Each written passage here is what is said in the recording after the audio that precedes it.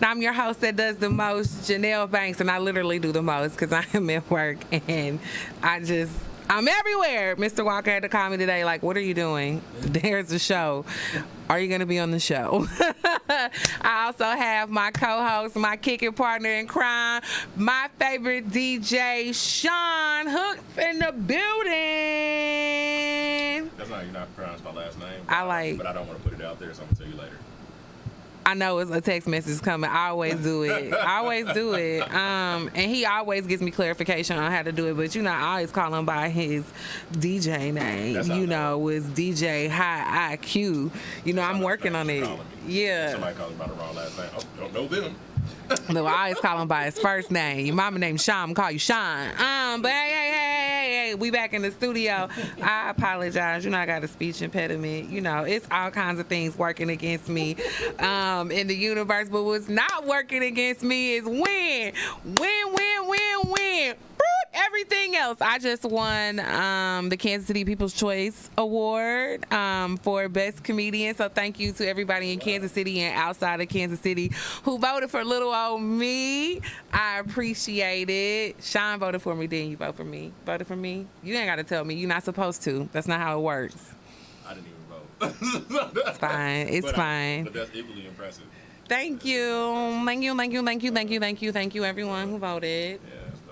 I have, had my issues, with feeling like I should win every year, but I'm happy I won this year. And I'm excited. And I'm just, overall excited for comedy in Kansas City because it is booming and blooming right now.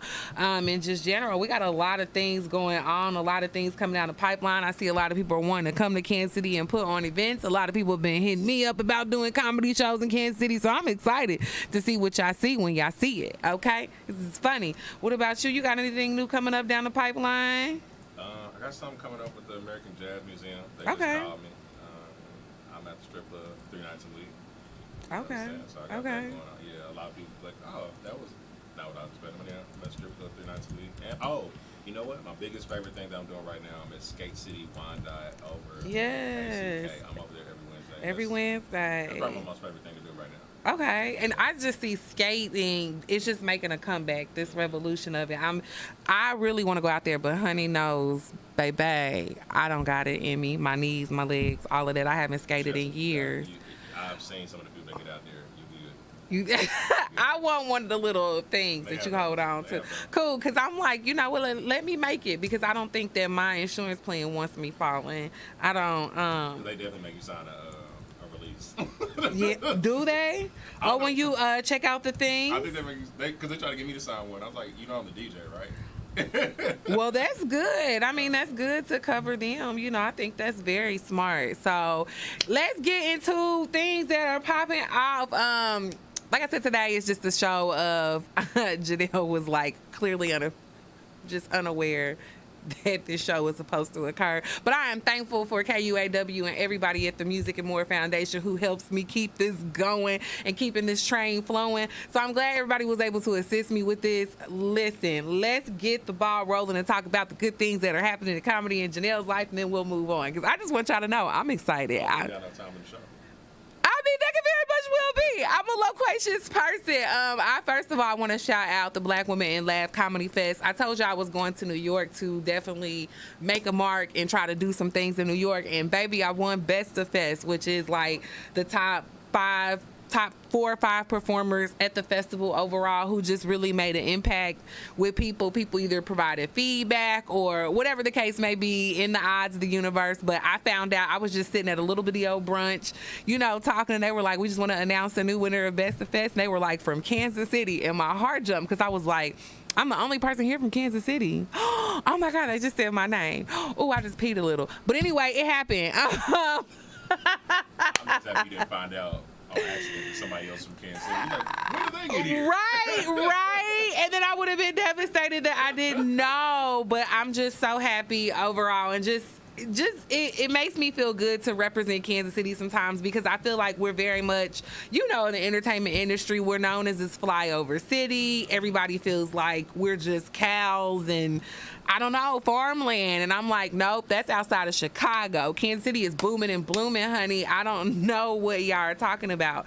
So it just feels good to represent for Kansas City and to overall represent for the Midwest. I think sometimes people's perception of the Midwest is Chicago and St. Louis. And if Chicago and St. Louis is not in the building, then they don't understand that there's still like a whole nother few states that represent the Midwest. So I'm happy to not only be teaching the world that the Midwest is funny, but also geography. It's lit, you know.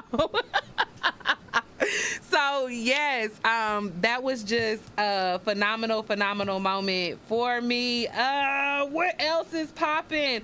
I just did the First Impressions Laugh Factory Chocolate Sundae show, which is a virtual show. Now let me explain this to y'all. So what's funny about this show is it's a blessing with the pandemic coming into play, because it expedited like the auditioning process, because literally there was a backlog of auditions for years. So now they have expedited the process where you can do a virtual audition. If you pass that virtual audition, then they give you a date to go to the Laugh Factory. So I passed the virtual audition. It was so awesome because Kansas City showed up and represented on that virtual chat. They were very ecstatic to see the numbers on it, and I believe a lot of the numbers came from the Midwest, baby. So I'm excited. Kansas City showed up. KCK showed up. It was a dope experience, and I think just overall to be represented for women, because it was only 2 of us on there, and so there was a theme, because this is a family fun show, family theme, family oriented radio station and show. I can't use the words, but basically there was an overall theme. You know, what we experienced with male comics, everybody kept talking about the wah wah, you know, the wah wah wah, the thing, you know, the thing, the Don't do the yeah. The thing, you know. And so like every comic just literally kept coming up. So then the next comic that came up, we were praying like, okay, she gonna read into the social cues, and that is not gonna happen. And she did a joke about COVID, and then boom, went to wah wah, and we were like, whoa. So generally that's not in my genre of jokes. So I was just able to come out and talk about good old Pawpaw Joe Biden, which I feel like we can all relate to right now, because we watching Weekend at Bernie's. I mean, we watching these press releases. Only the kids will get the Weekends at Bernie's reference. The older kids, the 80s babies. But absolutely, it's just very entertaining to know that, hey, I'm out here winning. Something happened with the microphone and I lost. But yeah, anyway. Well, no one could hear me, obviously. I advanced to LA. I got my date officially. It is not until 2024. So if anybody wants to plan to go to LA with me in 2024, let's do it. Hold on. You said 2024. 2024. To be specific, November 3rd of 2024. So at the end of 2024 is going to be the yeah. Hey man, but we in there still. We in there. I feel like by then we could definitely plan, lose some people, gain some people, lose some people, gain some people on that trip. We still in there. So for sure. Everybody coming now. Right. We got no time for people to fall out. Yes. So yes, I'm excited about that. That was just kind of like one of those bucket list things that I wanted to do with my little comedy career or whatnot. It's not little at all. I just be, jeffing with myself. But anyways, that's a Midwest thing if you don't want to get it. Anyways, so I'm just excited about that. So that was excited. What else?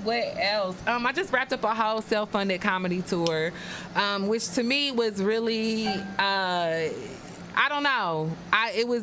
There's so many emotional boundaries that I don't want to tap into because I'll cry, but to be able to fund myself to go out on the road, meaning paying for plane tickets, paying for hotel stays, paying for whatever, paying for food. Like I didn't have any sponsorship, no, additional tour money. I had sponsorship, don't get me wrong, through friends and family who just, kind of sold into me while I was on the road and whatnot. But just to be able to do it, y'all know the last few years, anytime I had to go to a comedy festival. I had to like fundraise to be able to even afford going to a comedy festival. This year, by the grace of God, I was able to hit 3 comedy festivals and just be able to keep moving forward without selling my body, especially in this economy. So that was just pretty awesome. To just every stage I touched. Denver showed me mad love. Shout out to my colleagues in Denver, Lacey, who was coming to shows, Shanae, who was coming to shows. I did comedy on a train, y'all. Of course, we'll never forget that. I did comedy in the mountains at the highest cigar bar, highest elevations. You talking about a chubby girl who can't breathe, but now, baby, I feel like an athlete. You know. One comedy show do that. Yeah, well, it's something you never know what comedy will do for you. I'm feeling like an athlete out here. I'm feeling like I should, audition for Big Brother or something. Oh, God. So I am just excited about doing that. Doing New York. I spent 2 weeks in New York going hard in the pavement. You talking about I had 2 or 3 shows a night. Some of them shows were at the same time. And, in New York, you're predominantly a pedestrian. So walking in between 2 shows that are going on at the same time, like, that's why I feel like an athlete. Hold on, didn't you did Essence Fest, no? Yes. Okay. Essence Fest, which I wanted to kind of bring up later because I have a whole spiel for that was just going on with HBO. She didn't give me the dialogue, so Yep, we are winging it. That's the one thing about comedy. I'll be winging it, okay? So that was just super, super exciting to experience. Oh my God, in New York, I got to work with Rita Brent. I am a huge Rita Brent stan. So to just be able to not only meet her, but we got to work on like 5 shows together, I think. And we kind of kept running into each other too, like, cause in New York, once you do your show, you popping off to a train, a bus, an Uber, or whatever. So we just kept kind of running into each other on the streets. So it was amazing. I shot my shot at a comic that I really wanted to meet and slid in their DMs. They were like, "I want to meet you too." We did not get to meet the night we had intended to, but like a day or 2 later, I was just randomly walking around by the comedy cellar because I got to go to the comedy cellar and hang out there. And there he was, behold. So I got to kind of kick it with him. So it was just an amazing overall trip to just be able to, absorb and be around the art of comedy. And it was dope. KC Comics popped up and came to show. Shout out to Kayla Lawrence and Steven Taylor. You are a huge fan of Steven Taylor. Steven Taylor, I don't know if you know, DJ High IQ is a big fan of you in that accent, but we all. Oh, that's the dude from Louisiana? Yes. Oh, yeah. Yeah. Yes. I forgot his name, but no. Yes, yeah. absolutely. Yeah. So, I like him. Dope to, be able to kind of have that experience. So, oh my God, I definitely want to move to New York, and that has been my goal and focus. So, anyways, if anybody can put out anything in the universe for me on that. Good luck on not having to sell your body. I prepared myself for it. I'm popping it for petroleum. I'm going to pop it for rent now. So moving on to Essence Fest. I wanted to get into that because I just recently popped into an article about HBO ceasing production on scripted series. And I wanted to get into that because during Essence Fest, I actually got to attend a very dope event called the HBO Max Experience it was with Essence, and it was an event kind of curated by Issa Rae and her people, which, like, she's a huge contributor to HBO, and what was so fascinating about this event is, like, it was just Black creatives who literally started their career doing something completely random within this field, and then somebody gave them an opportunity.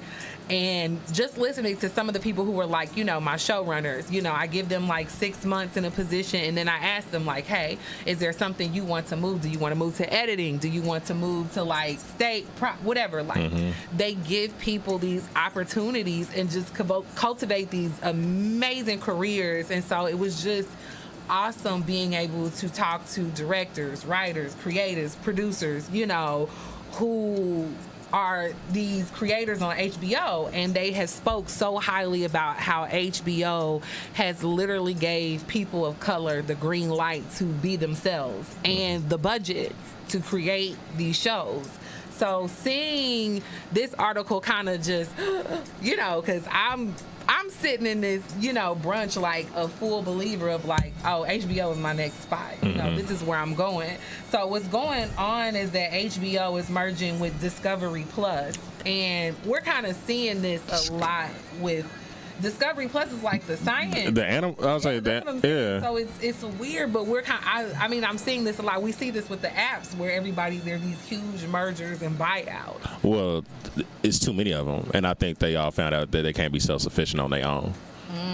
I think that's what it is. Because why? Because Paramount's one, HBO's one. So we used to just have Netflix and Hulu, and they used to be a hub for everybody. But I guess they were like, well, why are we giving them our money? Because you got to think, I'm surprised Seinfeld is still on Netflix. I'm surprised that hasn't moved over to Peacock or whatever the case, but that's probably a whole nother. Right. But then I see that Netflix, because for a minute it felt like Netflix was slowing down on acquiring things, and it was very bland, and now it feels like they picked back up a lot of things, like a lot of series and a lot of ABC series, HBO series, and things like that. So I don't know. Another thing is when a lot of these apps were proliferating through is when vocabulary when we saw a lot of people have a lot more discretionary income. So we're talking about when people were getting stimulus checks and unemployment checks and this, that, and the third. And so now subscription was up. Gas wasn't $8 an ounce. So people, if you did like something, and what is $5 to $12 or whatever the app may cost, and now you're looking at everything. So I'm a sneaker person, and I'm watching resale on sneakers come back down to normalcy. You're actually starting to see sneakers in stores now. Yeah. So it used to be, man, a pair of shoes, $100 pair of shoes would be $250, $300 after the fact. Now it's getting back down to like one something. So I'm willing to bet that a lot of it has slowed up, and people just like, matter of fact, my own mother's like, yo, I'm canceling a lot of these apps. She was just like, I don't need all these. Yeah, absolutely. And I'm kind of with it too. I just started realizing like, I'm not watching these things, So I definitely see that. So they have said that a lot of, within this article, that a lot of production on these shows have stopped, like stuff such as Rap-ish. What else? I mean, everything that has just recently came out, Pretty Little Liars. Oh my gosh, of course I can't find where I wanted it to highlight in the article. But Just Like That, that recently also premiered. So a lot of the shows that have just came out, luckily, of course, Insecure has rap production, but Issa Rae had a lot of projects set, and then just individuals from her team had projects galore set to come out. And like I said, I just love the way they do their casting. It gives people like me hope, that because they actually cast, from a pool of people or individuals these are first time actors and actors. So it's just exciting to see. But what they're saying is some of these shows might actually just stop production. They're not sure if they'll roll over. Hopefully other networks will pick them up. But I remember when Roots got canceled from OWN, we just thought everybody would pick this up. Like, this series is booming right now. Why, somebody's going to pick it up. The same with Lovecraft Country. When that was canceled, nobody has picked up these shows that clearly have, a higher rating and views and are extremely successful. So I'm just curious to see what's going to happen. Because like I said, for people who are kind of entering this realm of acting, or people who are finally crossing over and getting those script opportunities, I'm just wondering, will this completely halt projects, or will we see more individual projects pick up? Like Issa Rae, got her start through YouTube. So will we see people transition back to YouTube? I was kind of thinking that I think it might have to go back to the grassroots type tip. Because another thing is, for instance, I haven't had cable in so long, because think about how realistically, when you have 500 channels to watch 7.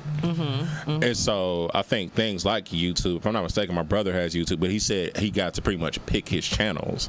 So it was financially feasible for him to do it through there. So I think people are really gonna have to do it on their own and wait for one of these people to come calling. You just gotta get your numbers up on your own. I mean, we've seen that content creation, just 3-minute videos are successful. So I can only imagine what movies, and those type of situations can do and build. But I understand the budget. If you lose HBO's budget, that's a whole nother thing within itself too. I mean, people did a lot more with a lot less. You know, it's a lot of people that are now rich and famous. You got to think, it's people that still famous off Vine, which hasn't existed in like a decade. So, and not just YouTube, you have all these other different mediums. It's just how we got people from here that have 1 million followers on certain apps that are not YouTube. So it's just, you just got to lean on yourself. Like Nipsey said, we in the gold rush with all this technology. Yeah, I mean, it's true. And I mean, that's I think that's the plus of comedy. And then it's also the downfall, because then you feel like that whole stage, you know, like that stage situation loses to me. I feel like it's a game, because I can fill seats and I can build this fan base that of people who outside of comedy would never see me or never get to see me on stage or be in an area or market I'm in. So it's beneficial. But then sometimes you feel like things that would translate on stage do not translate to YouTube or vice versa or whatnot, you know, or you don't want to be a one-trick pony because of, you know, content you produce online. Or, I mean, in my instance, my fear has always been if people see my stand-up online, then they're not going to come see me in person. Because for what? You know, if they can just stream it. I mean, I don't know how that really works. I saw, was it Ali Sadiq? I saw him bits and pieces online. So when he was here, I was like, well, let me see what an hour of Ali Sadiq is like. Just pieces like that. I think another thing that's weird is just comedy is an odd way to earn money. And it's really so odd that really one look in a medium that might not be your normal one. Like, because you're like a stand-up comedian, like in a traditional sense. And so, like Kevin Hart was too. That means I'm emotionally unstable. That's possible. That's true. Yeah. Like Kevin Hart, for instance, was a stand-up comedian, but where I first found out was 40-Year-Old Virgin. And he's only in that movie for 3 minutes. You see what I'm saying? Gotcha. So it's just a weird way, and just one of those looks in. So like scripted series might be your takeoff point. So that's what I'm saying. Comedy is just a weird way to go about making money. You just never know how it's going to pop off for you. Yeah. You know what I'm saying? I agree. I definitely look to explore different avenues. Like, I don't just specifically want to do stand-up. Like, I've been more conditioned and more comfortable to acting now. I also, you know, like, I like to do voice work. I think that's exciting. A lot of people don't know. I like to do impressions, and I'm not going to say I'm the bomb at it, but I love to explore on it. I love to do voices. I love to do accents and all that jazz. I just like to be, you know, funny and impressionable anyway. And sometimes I think, especially what I'm known for in comedy, is just how I kind of, sometimes it can just be something mediocre that I say, but it's the diction or how I carry it. And I think, you know, being able to manipulate your voice and do impressions are so funny. That's what kind of makes, you know, things a little bit funnier for me. When you kept talking about that dude being Peaky Blinders for Halloween. Yes, I also like to do crowd work. That's how I kind of started off, doing crowd work and messing with the audience, which is kind of... That's a thin line to walk. It's a very thin line, especially right now. I recently just was covered in the Kansas City Star about how the climate of comedy, and we talked about this the last show, people have always traditionally done crowd work, but now we are seeing more instances where people are acting out. I don't know if people want to get their 5 minutes of fame. I don't know if people are recording themselves to be scripted in these comedy shows, but I'm seeing where people are starting to retaliate. Now, don't get me wrong, in a comedy club setting, I don't think that should ever happen. However, comedy happens in a lot of more spaces outside of just your traditional comedy club or something that's curated to specifically be a comedy club, you know, so, or a comedy room, you know, like dive bars are questionable. Like I just recently did a show on the road, and there were so many things going on inside that show that had me nervous, because there was no security, there was nobody really checking anybody,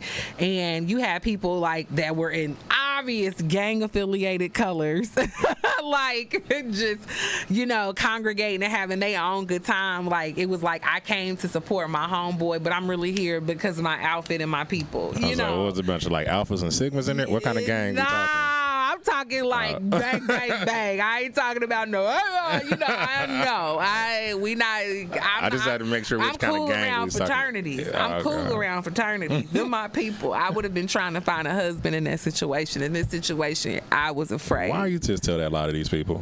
You never know. I definitely am trying to find me a husband. The economy has let me know I need to find me a husband. Doubling back when you talking about you slid into the DMs, I was waiting for like how that was supposed to end. I know we talking like business. Oh no, it was just like, cause I mean with celebrities, I'm very nervous, you know, okay. like, cause a lot of celebrities do not answer my DMs, and then it's crazy cause like I have a lot of celebrities' phone numbers, and then I'd be like, I'm never gonna text them or call them, and some of them never answer, some of them don't. So it's a weird space. I was like, I don't know if this dude is gonna answer. People's like, I know you, but I don't think he knows me, but he said he did, but I don't know. I do not know how far Janell Banks' reach goes. Only one way to find out. It's the only way. Ain't nobody watching this live on my phone, but somebody gonna watch it later. Random, really random about that, and keep pushing. I know we got short time. So somebody I went to middle school, like basically lifelong friend, sister. She was in a Nike campaign. She was on Red Table Talk, and she did some work for AT&T as well. And I was like, "What happened?" She was like, "I just kept putting myself out there." She was like, "Keep doing it." She said, "The people that matter will end up seeing it." So she said, never do it for, I guess, for lack of a better term, the peanut gallery. She said she put up a pair of shoes that she had got that she liked, and a casting director from Nike. And I remember the day I was getting a shoe, and I was like, is that Seda? Seda Jackson, that's her name. Hey, Seda. And so, and I was like, is that Seda? I was like, is that Kenny, her husband? I was like, that's the whole gang. Like, it's her husband, she just said that's all she kept. I just kept putting it out there. She ended up on Red Table Talk doing something for Mother's Day. She just inboxed them.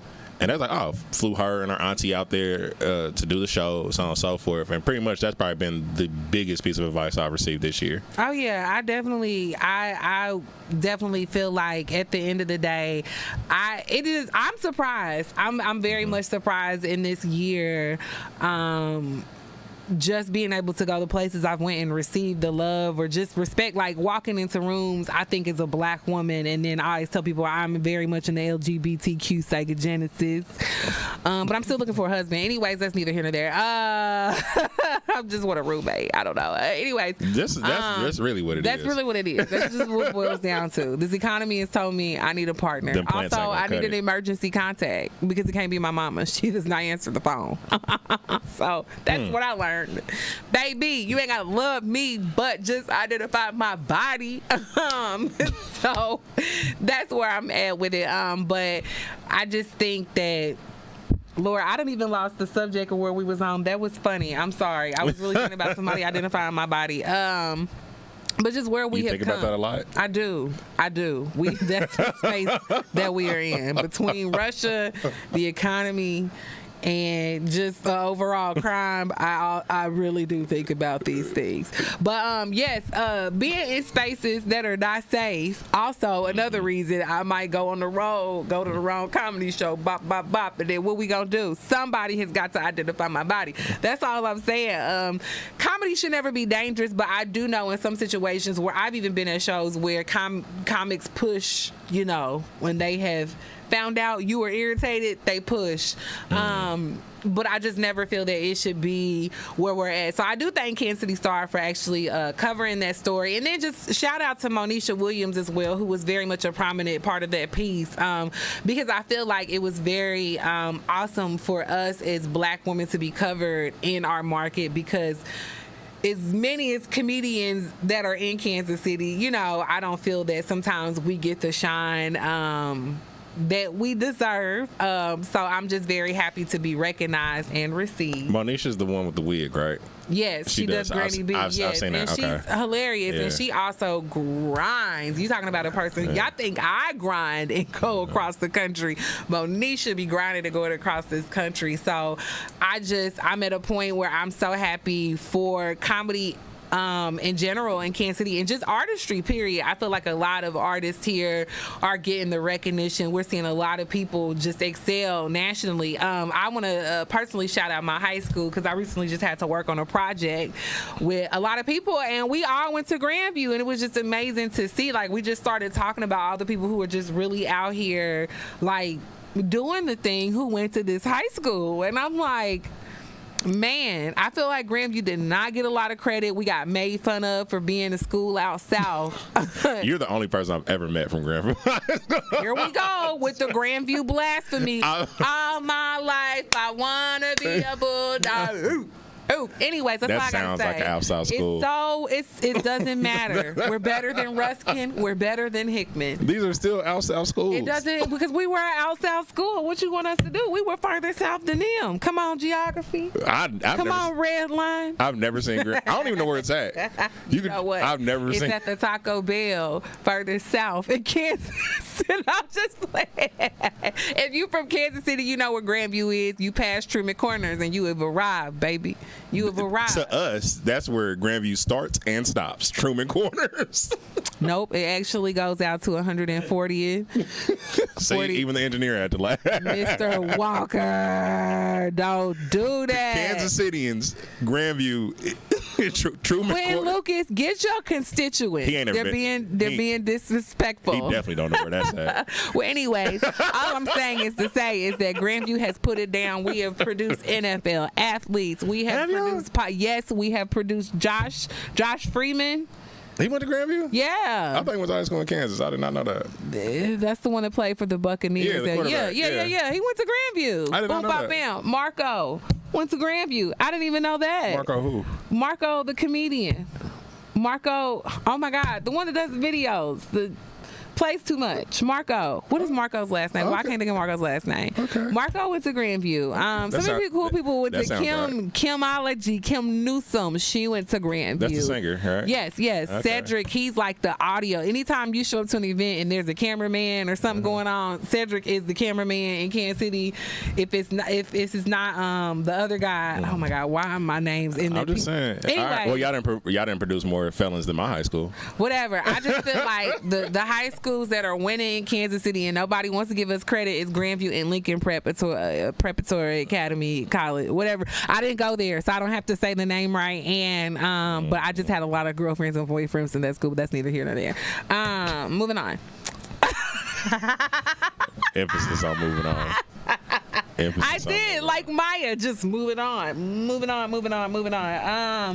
Oh my gosh, oh my God, my notes are so. These are the worst notes. These are the worst notes. Mind your business. Little Duval, have you been following his journey? Little Duval is like. This man had made this. It's weird because he's been doing comedy for like 30 years and he's never been more popular than he is now. Like, well, I mean, it's because his online rants are just really. They're hilarious, but sometimes I'll be like, don't oh get me my wrong, God, like, take his phone. Yeah, like he's funny. Don't get me. I'm just saying, like, that's a testament to just sticking to something, and it just worked out.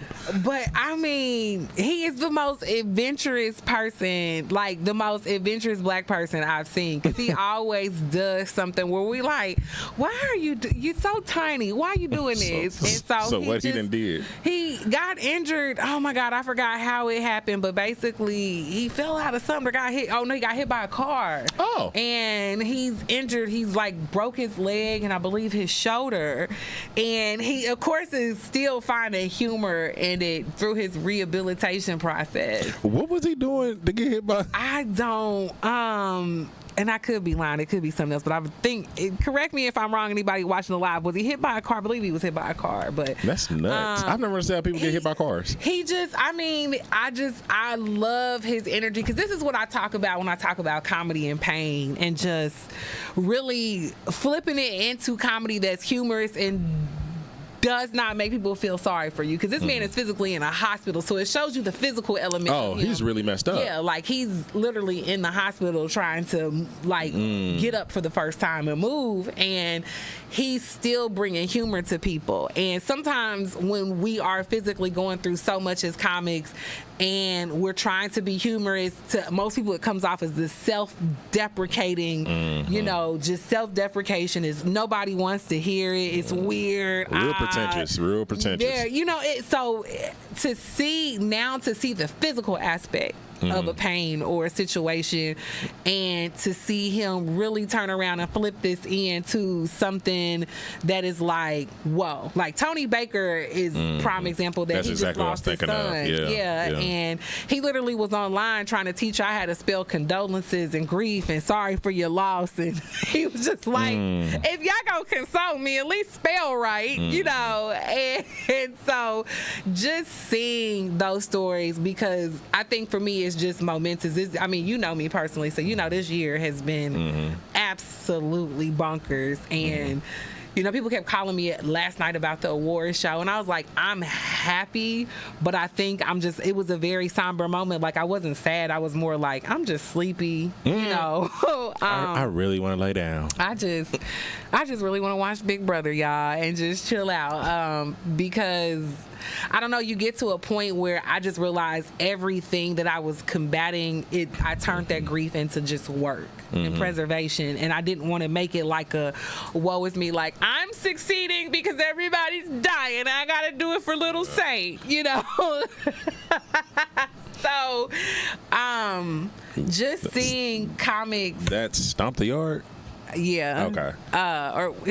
Or is it Hardball? I think it's Hardball. It's Hardball. Yeah. I can never remember which mediocre black cinema that came from. Not. Oh, so let's get into it. You a DJ? Mediocre black cinema? No, I have a grievance. I have a grievance right now. Okay, what happened? About things going on, and y'all may think this is funny or not, but listen. What you gonna say? Generation Z babies, like, so I remember growing up and hating when a song got remixed and they used like a sample from an old school song, so you got excited like, oh, I'm about to listen to One in a Million. Oh, that is not One in a Million, it's Tink, right? She didn't do that bad. I mean, she didn't. That's one of the actual samples I will bop to. So with the ticky-tacky now, everybody is bringing back old school R&B joints, and then, you know, making the it's kind of weird. It's kind of weird. I'm over it. I think I'm over it, and it makes me I get excited and hyped almost, but then I get disappointed when I realize it's just some dumb dance that y'all done made up. Like, it just makes me so angry. Like, is this what we're doing? Okay, so here's my old man rant about it. I'm always, so like I tell everybody, my mother is twice my age and some change, which I guess, I'm 30 something, 35. Okay. So, you know, that's an older person. The math is math. Yeah, and so then my father, if he was still here, would be like he's older than her. So how I come by this music is kind of honest. I'm excited about the discovery of these songs, so on forth, but I don't feel like they have the appreciation of them, and that's where it gets kind of weird for me. I thought he was playing. It did sound like Animal Crossing was going on. No, I was just like, okay, so he giving us an example. I don't know if he knows because he got headphones on. Oh, well, we got background music. Okay. Yeah. He doesn't know that. So anyway, which way?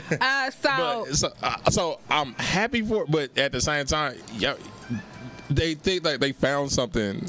Like, no. I think that's what kind of grind. Also, it's because the older I get, I have no rhythm, which I just found out that's the thing. I'm not the only one. There is a fan club, but rhythmless people. Like, the older we get, we can't 8 count, 6 count, or something. I don't know what it is. So that's really what stresses me out, that I can't get these little dancey dances down or whatnot.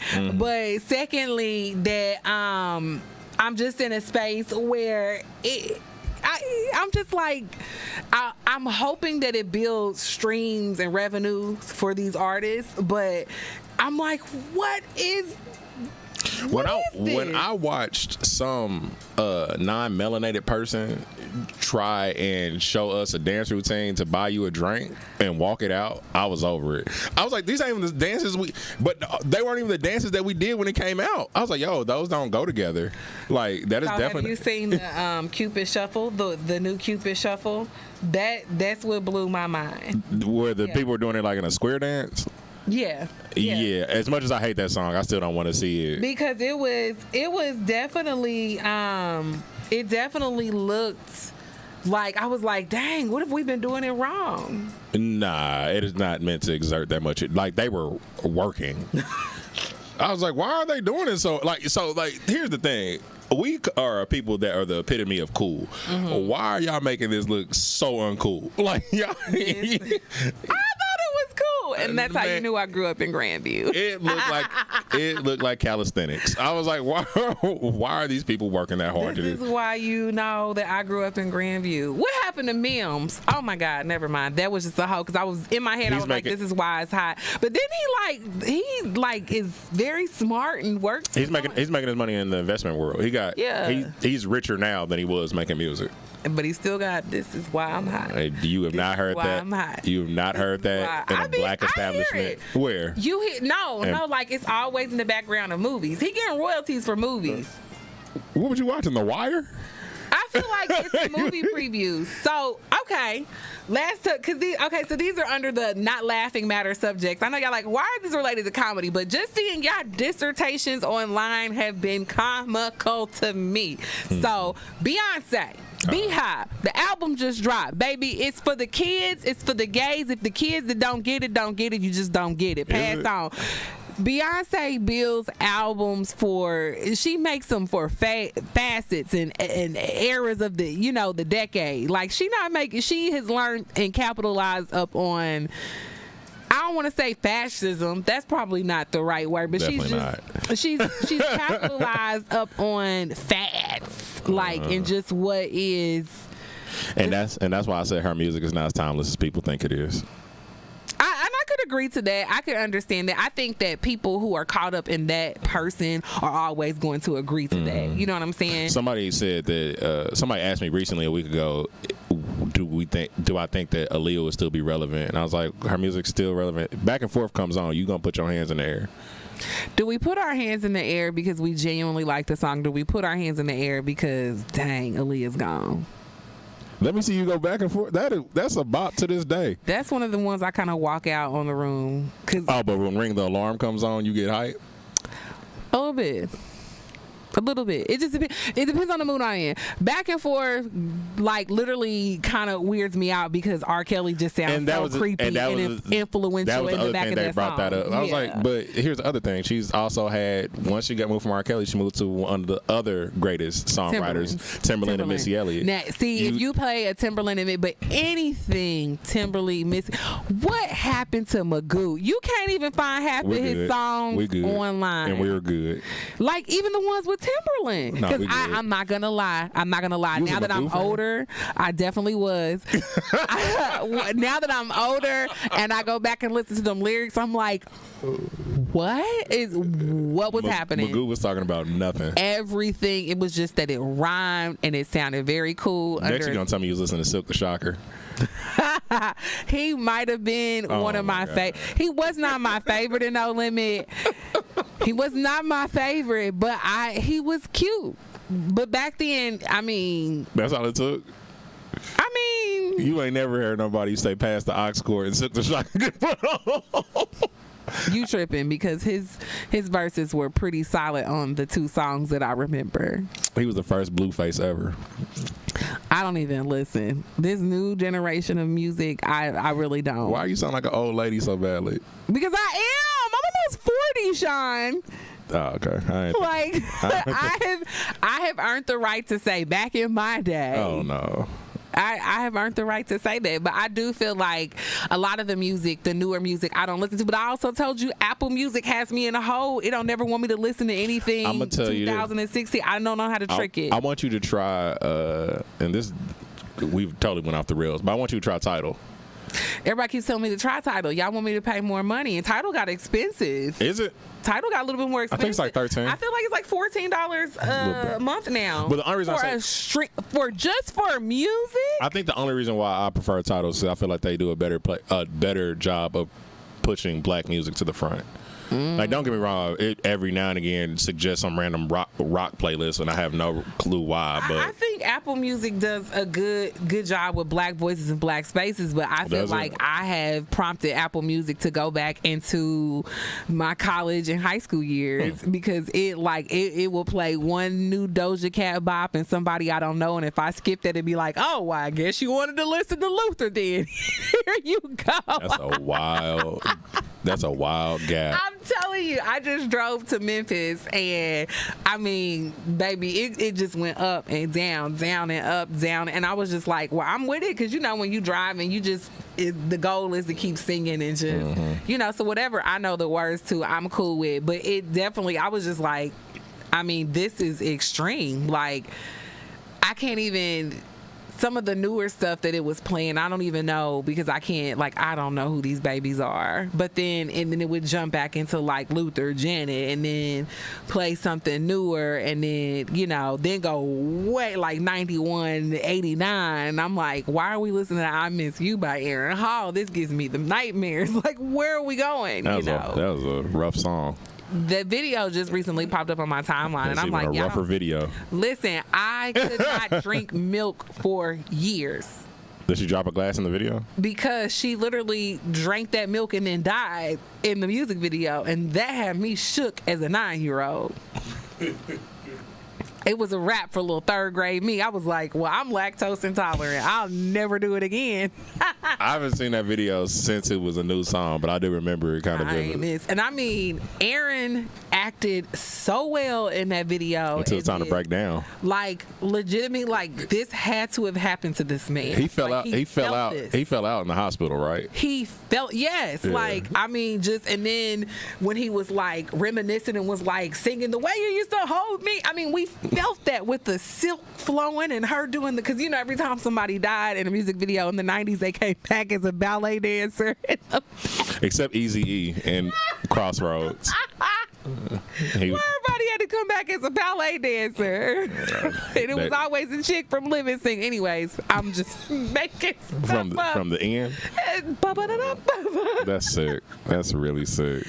I'm making stuff up. I told people I was on the 6th season of Moesha, and it works sometimes. It does. Because nobody was watching it by then. I mean, also, like, who knew? Like, I didn't realize it was that many seasons, and then each season had like 20-something episodes. And each season got worse and worse. It did. It did. I remember Tony Baker said he used to be Mo to the E to the all right.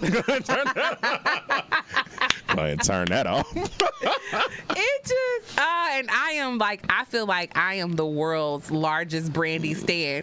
Also, during my road trip, listening to Brandy sit me down an emotional roller coaster where I eventually, or somehow through the road trip, I'm listening to Brandy, and it was one of her songs talking about her baby daddy and her past marriage, and I got mad because I was such a Brandy fan, and I was like, I can't believe that man did that to Brandy. I can't believe she went through this era. But you ain't gonna talk about how she shouldn't be driving.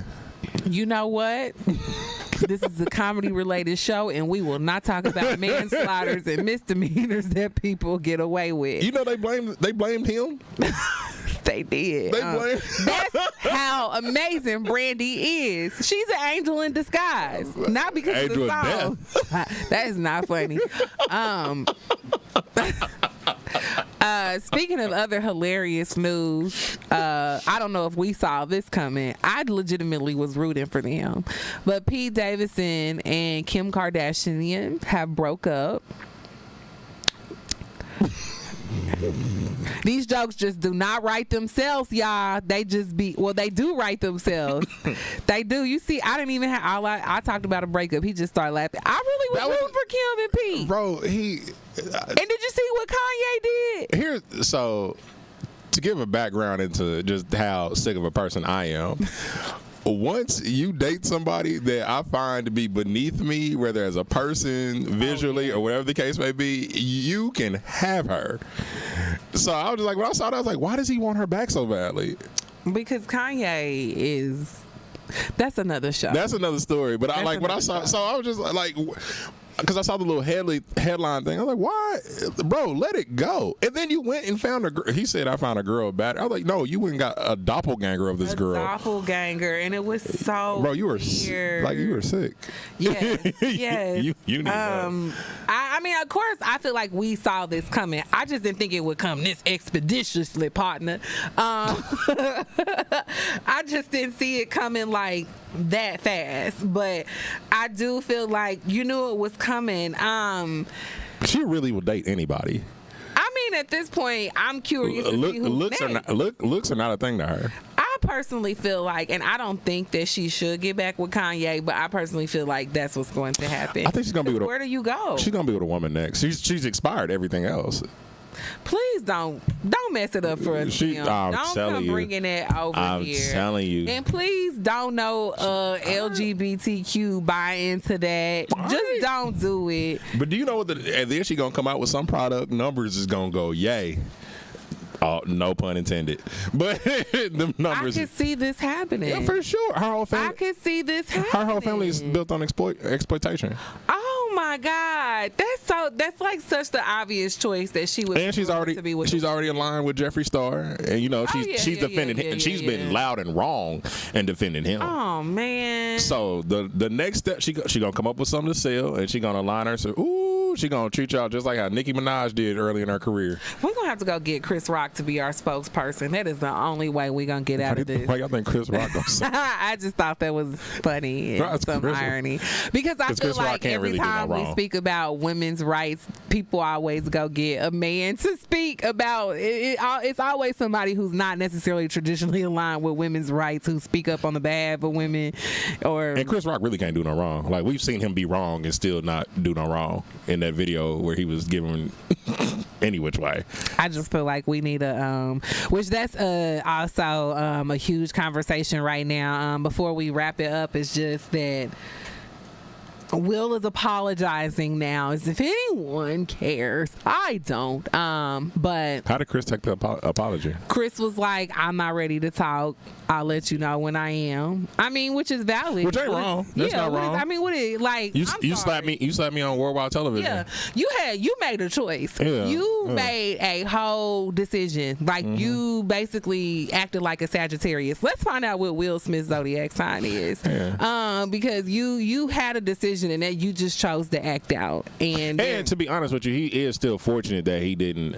I understand why he didn't press charges, because it's one of the things where you don't look any better if you do. But like in reality, he could have. And whenever people get rid of the black thing to do, he was well within his right. Oh yeah, absolutely. Like, bro, you assaulted me. Absolutely. And I mean, I think because like a lot of people say, well, why didn't you apologize in your speech and all that? And he was just like, I don't think that was the time. Actually, that would have been the best time. And that's what I felt like. There was no like. It clearly was assault because there was just no type of remorse for it. And then you go kick it at after parties. Like, think about how wild this was. You got on stage and tried to rationalize how you assaulted a man while also you were also trying to parallel yourself with the person that you won the award for portraying, who is also a terrible person. And who was also assaulted. But that's what I'm saying. So, also known for, like the person you were portraying already was a trash person, which is contradictory to the movie that you even won the award. It's really an odd convolution of things going on in there. But that was the time to apologize. That was the time to apologize. I don't care. I think any human, to me, any natural human we've always been taught to apologize about our actions. And I just feel like that was the appropriate time. I don't even care if somebody in the media or in your press or in your group or whatever was like, no, wait it out. Let's talk. Let's whatever. Like, let's have a mediation. Nah, I think man to man, black man to man, human to human apology should have been done right then and there. So I don't know how many months it's been, but I definitely think now trying to film a scripted apology is null and void. I think that he thought that more people were going to be on his side than what ended up being. And granted, to me, from what I saw, it was kind of like a split. But I think he's on. It's one of the things you're not sorry what you did. You sorry you got caught, and I just don't think it played out the way he thought it was going to be. I think he thought that whole chivalry thing was going to see him through. But a lot of people, especially, you got to think you've already alienated a whole sect of people, it being comedians. You see what I'm saying? Like, I can't remember his name. What was the comedian you talking about that I love, the accent? Steven. When I went to go see him not too far after that, he was just like, pretty much, I'm gonna let y'all know right now, y'all come on the stage, y'all gonna mess around and find out. Like, that was his opening line. You know what I'm saying? You see how Chris Rock's brother carried it. He was like, Absolutely. I don't have what my brother has. You see what I'm saying? So you walk up here, I'm gonna be old boy from Brooklyn. Absolutely. He's like, I'm never gonna host the Oscars. Yeah. And I've seen a lot of comics kind of open the door to that space. And I mean, I completely understand going on that defense because, like I said, now we just live in a day and an age where people like these reaction videos. It's a prominent thing now. So I think if somebody's coming to attack me at a comedy show, it's not because they have something against me. It's because they filming it to get reactions and views online and some other end of the spectrum or something. They better hope I ain't ever one of them shows. Cats just get knocked off. Baby, listen. Like that whole Q39 show. Good thing I wasn't there. Woo! That's just another reason why I was so happy to be in the Kansas City Star and be covered, because I'm like, y'all just don't understand. As like, I'm funny and I'm not a confrontational comic at all. I don't tell jokes that would even offend people to that level to where they would want to even go to the comedy club after on the back end and be like, you know what? She said that all lives matter and I'm upset. You know what I'm saying? Like, I don't do that. Now, there has been some shows where I've spoke up and I've been like, yo, Black Lives Matter. As you can see, I'm a black woman and I'm going to speak and I'm going to talk my stuff. We are in a social climate where I need y'all to know that, and I'm the only black person in this room. So, but with just that being said, to get that space and opportunity, because I've faced a lot of adversity in this city, sometimes from my own peers and sometimes from my own people, being black, being gay, and just sometimes being a woman, it's very hard to have a point where you can negotiate who you are, you know, or even booking, you know. I still have people who try to pay me in exposure and opportunity. So I'm so serious. So before we got to wrap up the show, we got some upcoming shows in Kansas City. Pay to see comedy. We are healers. You know, we are facilitators of health. We ain't trying to do nothing but boost your serotonin levels. And like I said, every show there's a benefit of laughter. And right now, if you can't laugh at your light bill, you gotta laugh at somebody else. So you might as well come on to the comedy clubs and the comedy shows and do so. We got Ryan Funches. I'm a huge fan of him. Yes, I am. He is coming to the Kansas City Comedy Club August 11th through the 13th. Make sure y'all check it out. Also, they got the best of comedy in Kansas City coming August 18th. And Paul Rodriguez, if you know, you know, he an old school legend in the Latina community. He is coming to the Kansas City Comedy Club as well. He will be here August 19th and 20th. And then we got my boy Ty Fu Panda, who is having his breakout headlining night as well, August 25th at the Comedy Club in Kansas City. Well, come on out on the 25th. We'll make it a night out. Let's have a fun night out. Let's go. What day of the week is that? You know, I don't even know. I don't look at the calendar. I'm not the person. And then Michael Costa will be coming the 26th to the 27th. I'm very excited as well because I will be featuring on that show. So make sure you come out. Make sure you come out and see us because we are a hilarious bunch. I cannot forget the improv, of course. My boy Godfrey is coming this weekend, August 12th through the 14th. Make sure you catch him.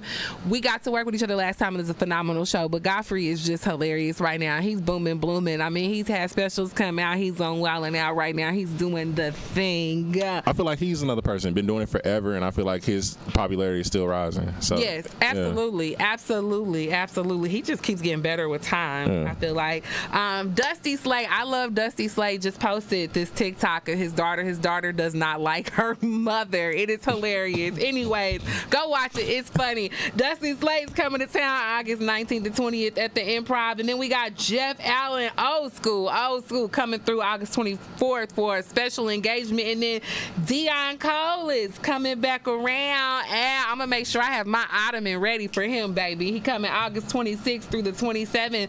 So make sure y'all check it out, as well as you make sure you check out other local shows and productions. I will post my upcoming schedule here in KC, baby. I don't know. I don't remember. Auntie be moving. But before I go, I want to highlight the comic of the week, the month, everything. Like I said, she is my sidekick. She is my ride or die in these comedy streets out in Kansas City. Monisha Williams, pium, pium, pium, pium, a.k.a. the character, a.k.a. Granny B. You've seen her everywhere throughout Kansas City, throughout Kansas, throughout anywhere in Missouri. I mean, L.A. She has been grinding. She's been in Louisiana and Mississippi, Arkansas. She goes to all the places that I won't because I be scared. But I love her to death. She is a grinder. She works so hard on comedy and off the scene. She's a great mentor, a great advocate for everybody within our scene. And she's a hard worker. She's going to help you book. She's going to help you write a bit. She's going to help you film. She's the person that'll pop up at the comedy club and film your set. She got your back. And she's a comics comic. And I think that's so important when you maneuver against the realm of the upside down of comedy, baby. It's a wild game. It's a vicious game. So I'm so very much thankful for her, and just thankful for her being a staple in our city. So make sure you check out her schedule as well. It's posted in the Kansas City Star, baby, on the front page. So that's our show. Thank you so much, Sean, for being impromptu with me, part of the youth. Because you definitely only told me 30 minutes before the show. Hey, but I texted you this morning, which I felt like was like the pregame today. Like, it was the pregame to let you know later I'm going to text you. It's like telling you I'm outside, but I'm 2 blocks away. You was bring this up when we only got 45 seconds to show left. Absolutely, totally. Everybody that tunes in today on KUAW Radio as well as Facebook Live, thank y'all so much, and thank you for the Music and More Foundation. Without you, we would not be here. So thank y'all so much for tuning in. We will be back next month. I will be more organized. I promise I will prioritize. Thank y'all. Bye-bye. Yeah, make sure to share this. Like, share, support, subscribe.